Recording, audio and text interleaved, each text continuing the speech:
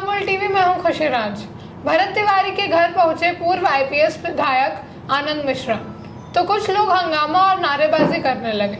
आनंद मिश्रा को कहा कि कहिए कि भरत का एनकाउंटर गलत है।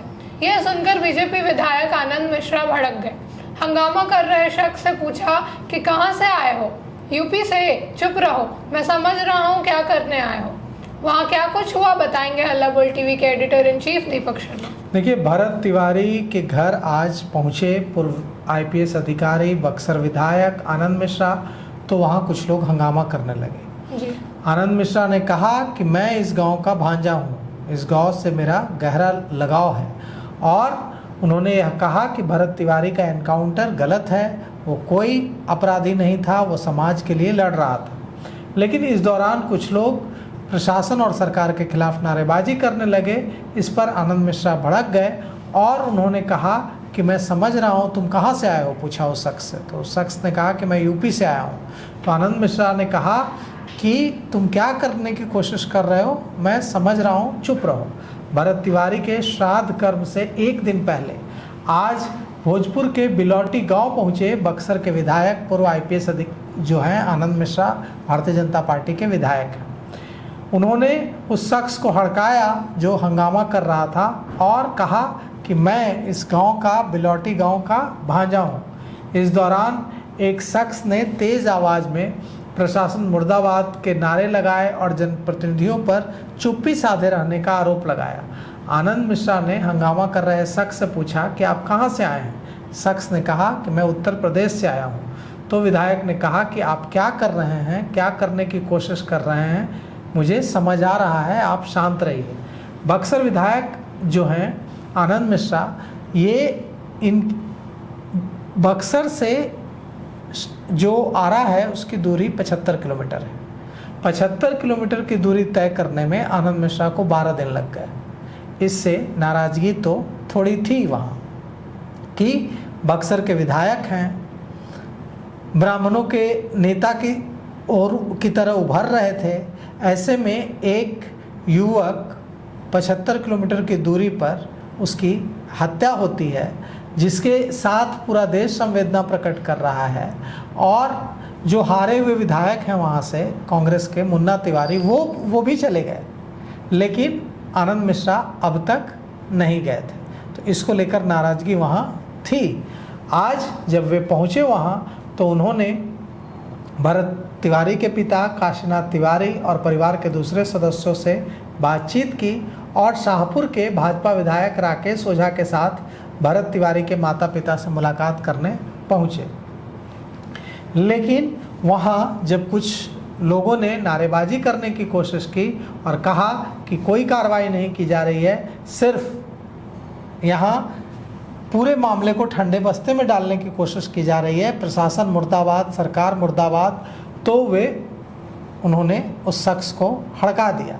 लेकिन सवाल उठता है कि हड़काना तो ठीक है, लेकिन सबसे बड़ी बात यह है कि आनंद मिश्रा को इस बात का जवाब तो देना होगा कि क्यों 75 किलोमीटर की दूरी तय करने में उनको 12 दिन लग गए जी। और आनंद मिश्रा को इसका भी जवाब देना होगा कि आनंद मिश्रा कैसे अब तक एनकाउंटर्स को ग्लोरीफाई करते रहे हैं, इस एनकाउंटर को गलत बता रहे हैं क्योंकि उन्हें अपना वोट बैंक खिसकने का डर सता रहा है। लेकिन यही आनंद मिश्रा ने वीडियो जारी कर सोशल मीडिया में एनकाउंटर्स को ग्लोरीफाई किया था और तब उन्होंने कहा था कि एनकाउंटर्स बहुत ज़रूरी है।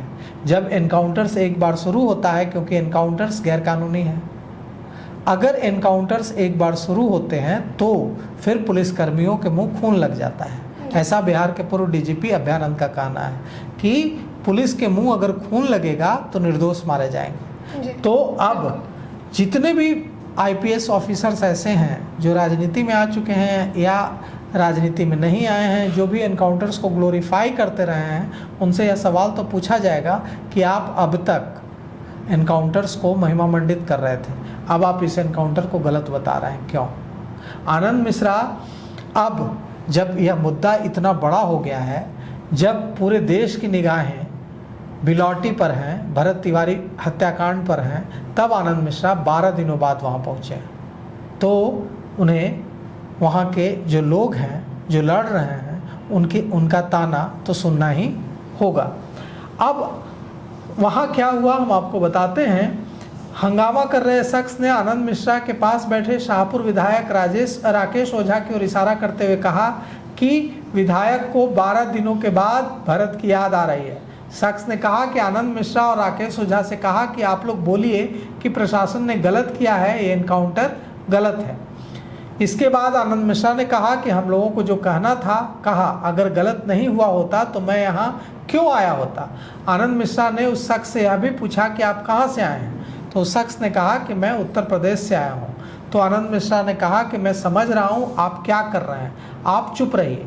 आनंद मिश्रा ने भरत के पिता काशीनाथ तिवारी को हर तरह की मदद देने का भरोसा दिलाया। आनंद मिश्रा से बातचीत करते हुए भरत तिवारी के पिता काशीनाथ तिवारी ने कहा कि जो वीडियो है उसमें सामने दिख रहा है, एनकाउंटर के दोषी दिख रहे हैं, हत्यारे दिख रहे हैं, पुलिस आंखों पर पट्टी बांधी हुई है, कानून अपने आंखों पर पट्टी बांधा हुआ है, इसलिए कुछ दिखाई नहीं दे रहा है। आनंद मिश्रा ने इसके जवाब में जो वहाँ के विधायक हैं राकेश ओझा भारतीय जनता पार्टी के, उनकी ओर इशारा करते हुए कहा कि हम लोग आपकी मदद कर रहे हैं, आप जिस तरीके से आप संतुष्ट होंगे कार्रवाई की जाएगी।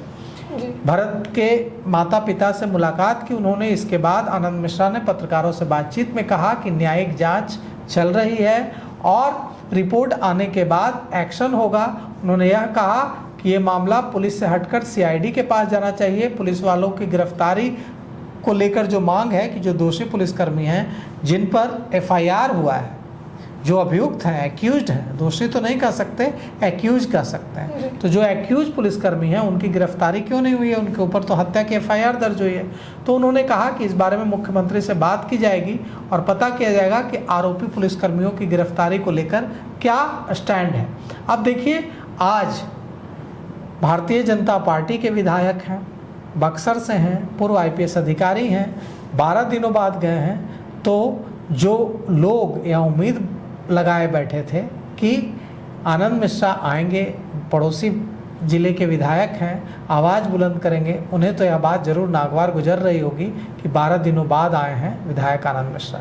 अब वहाँ जो भी हुआ है, इससे आनंद मिश्रा को यह तो पता ज़रूर चल गया होगा कि लोगों में कितना आक्रोश है।